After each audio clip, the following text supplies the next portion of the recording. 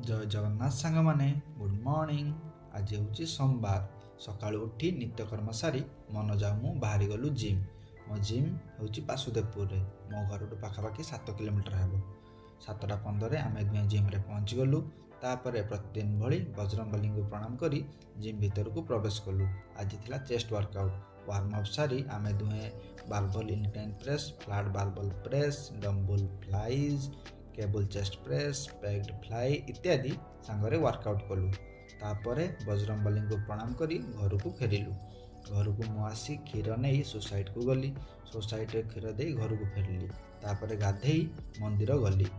मंदिर रु प्रभु को दर्शन सारी घर को फेरला बेले देखे तो इंडियन एयरफोर्स रो सब गाड़ी जाऊ थाए।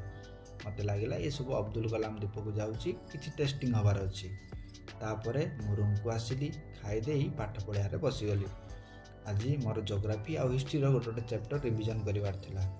आमे तो आस्पिरेंट ना भाई माने, आमे जदि न खटिबा न पढ़िबा तने हमकु के चाकरी दबो। आज पई एतिकी रहउची।